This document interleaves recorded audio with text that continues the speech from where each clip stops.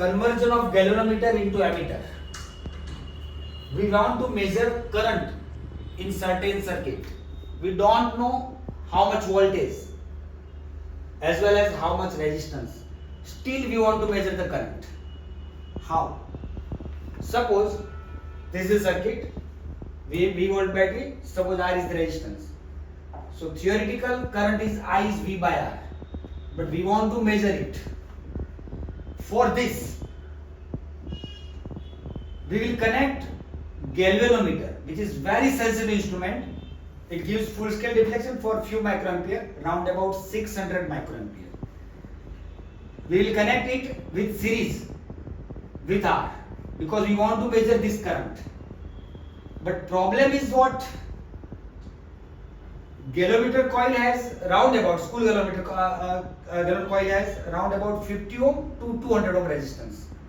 So we want to measure this current, but here the current alters due to this galvanometer.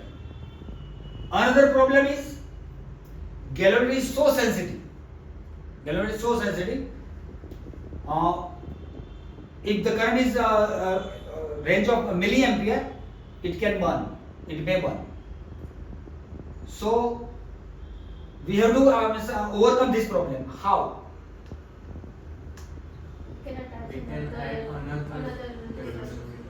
We can add another resistance parallel to it, so that here the current is ideal is V upon R plus G. It is other than I.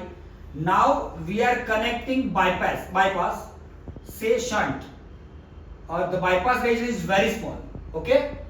So equivalent resistance of this instrument GS by G plus S is nearly zero because of the shunt is having a resistance order of 1 ohm, half ohm, etc. Now the current I double dash is what? So I double dash is V upon R plus GS upon G plus S, but GS upon G plus S is nearly zero. So I double dash is or approximately equal to I, and now we want to measure it. Suppose this current is 1.2 ampere. Sorry, 1 ampere. Suppose this current is 1 ampere and we want to measure it. But most of the current, we want to measure this current, but most of the current pass through a shunt, round about 0.99999 ampere, and rest current 0.00001 ampere current suppose pass through the galvanometer coil. So galvanometer coil deflect with this current. Then how can it measure this current? We want to measure this current, but most of the 99.999% current pass through this shunt. The rest current, we can say leakage current, pass through the galvanometer coil, and it deflect due to this current only. But still we want to measure this current. How?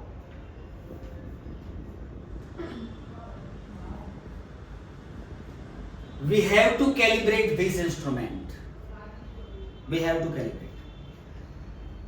Now, if you want to measure the current measuring instrument, current measuring capacity of the galvanometer up to n times,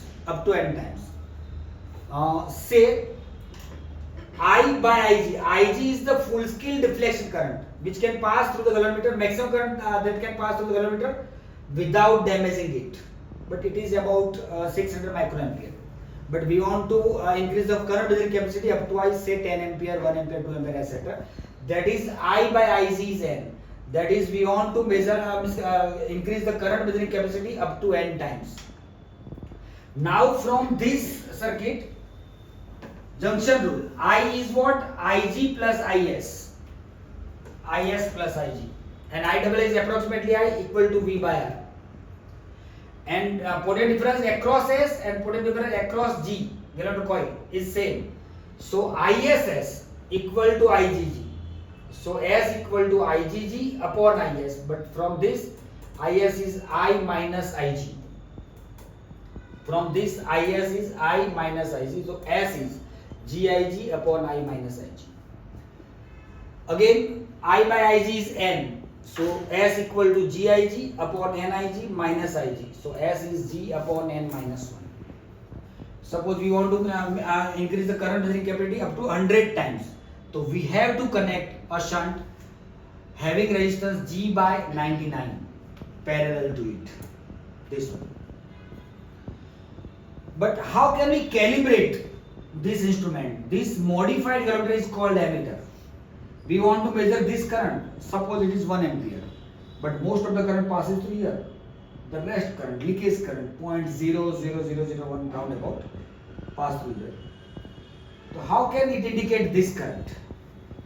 So for this we have to calibrate by known current, by some other experiment. So for this we can use Faraday's laws of electrolysis. This is silver nitrate solution, pure silver nitrate solution, no other salt in it. This one is V volt battery. We don't know how much volt, but it is constant, 100% pure, nearly 100% pure. And we have connected this ammeter, modified galvanometer, in the circuit. We have to maintain the temperature also. Why? Yes, because we want resistance of this whole circuit constant. For this, temperature we have to maintain temperature also. This one is made of silver rod because we want to maintain the concentration of silver nitrate solution. We know that according to law, electrolysis law of Faraday, mass deposited, silver mass deposited on this is directly proportional to Q. So M equal to ZQ. Z is electrochemical equivalent. So M is ZIT. I is current, is time. So subjecting I, we have M by ZT. So if we by somehow accurately measure M, Z as well as T, we have known current. Okay. What is Z? So electrochemical equivalent.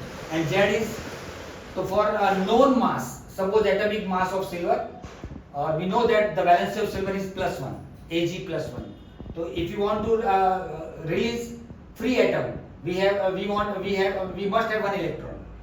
So Avogadro number times of electron, if we give atomic mass of silver around about 107.9 gram deposited on this. So for this, if you want great accuracy in Z, this one is also having great accuracy. For this we require mass spectrometry. Charge of electron is also definite. Avogadro number is also, we require great accuracy. After all such, we have to measure the mass of this rod also, initial and final. How much deposited mass, silver mass. So weighing machine is also, it should be accurate. Time is also accurate. After that we may have certain current. And suppose this current by this experiment is 1.2 ampere, suppose. And this modified galvanometer ammeter gives deflection of 17 degree. So at that point we mark as 1.2 ampere. After that, this modified galvanometer calibration is ready. If we use this ammeter in another circuit, and suppose it is having after connecting this, it gives deflection 8.5 degree. Then we can use class 4 method, entry method. For 18 degree, 1.2 ampere. Then for 8.5 degree, how much current is there? So it is 0.6.